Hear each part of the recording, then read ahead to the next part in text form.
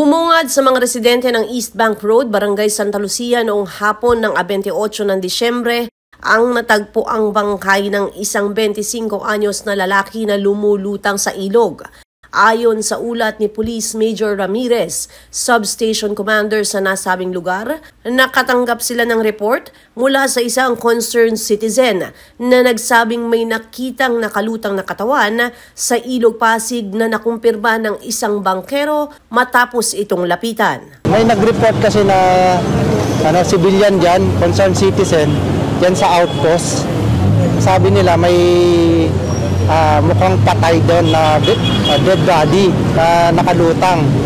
So nung pinuntahan ng isang nagbabangka dyan, kinonfirm na tao nga yung makalutang. So tinawagan kami doon sa substation namin, rumesponde kami rito. Nung na-confirm namin na tao nga yung patay, tumawag kami ng investigador para matanggal dito sa tubig yung katawan. Kinilala ang biktima bilang si Raymond, residente ng floodway na iniulat ng kanyang pamilya na nawawala pa noong 26 ng Disyembre. Ayon sa kapatid nito na si Rosemary, 2 araw na nilang hinahanap si Raymond at labis ang kanilang lungkot na matapos ang Kapaskuhan at magbabagong taon na ay natagpuan nila itong walang buhay. Matagal nang nawawala, nung 26 pa na nawawala yan. Yung mga kamag-anak, kinonfirm naman nila na kamag-anak na nga nila yan. So ngayon lang nila nakita. Kapatid ko po. So, yung short niya po, kilala ko po kasi sa asawa ko pong short yun. Maxis kami dati pero ngayon nakikituloy siya dyan sa may floodway. Nung 24 hours po niya, nagpablato na po kami. Bali po nag-iikot-ikot na po talaga kami. Naglibot na po kami ng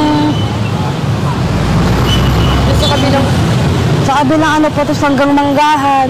Kung saan na po kami napunta. Tapos yung kaibigan ko pong si Rapra, pumunta po siya dun sa may rainforest po ang ruta niya.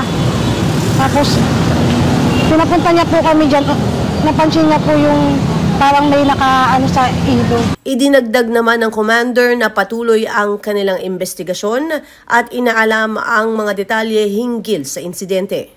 Andito yung taga-soko natin, sila yung nag-imbestiga niyan kung may tama man o wala. Ayan, after natin matanggal yung katawan dun sa tubig, nag-conduct sila ng initial investigation, yung soko natin, technical investigation. So yung result sa ngayon on process pa, so sila na makakaalam siguro niya.